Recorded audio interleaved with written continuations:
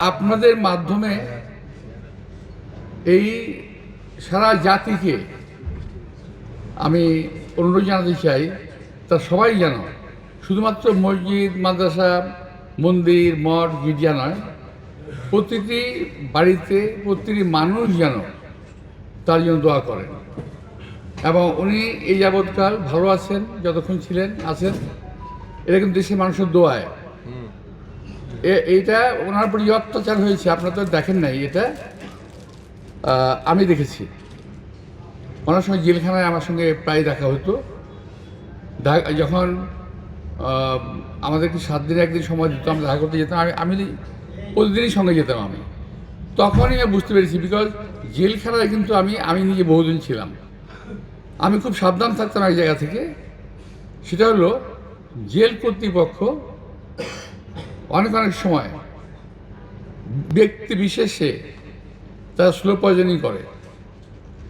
এবং আমি খুবই নিশ্চিত দেশনেত্রী বেগম খালেদাকে জেলে বন্দী থাকা অবস্থায় স্লো পয়জনিং করা হয়েছিল। এখন থেকে 5-7 বছর আগে ভারতীয় একজন সাংবাদিক ঢাকায় এসেছিল, যখন আমার সাথে দেখা হয়, উনি বললেন, আপনারা কী নিয়ে লাফালাফি করতেছেন? উনি তো বাঁচবে মাত্র 2 বছর। আমি বললাম, কেন? ওইভাবেই ডিজাইন করা আছে। বুঝতে পারছেন কথাটা?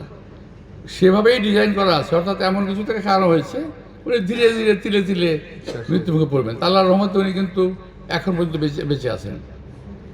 তো ওনার আজকে, হ্যাঁ, মানুষের হায়াত মহত্ব আছে, স্বাভাবিক, কিন্তু ওনার এই আজকে অসুস্থতাটা কিন্তু স্বাভাবিক অসুস্থতা নয়। এটা একটা অস্বাভাবিক পরিস্থিতির শিকার হয়ে উনি আজকের এই অবস্থায় উনি আছেন। যাই হোক, আমরা আল্লাহ তাআলার কাছে তার সুস্থতা কামনা করব। তো আল্লাহ যাকে চান তাকে হাত দিতে পারেন, আল্লাহ যাকে চান তাকে নিয়ে যেতে পারেন। এটা আমাদের আরবিটা বললাম না, সূরা আল ইমরানে আছে ওটা।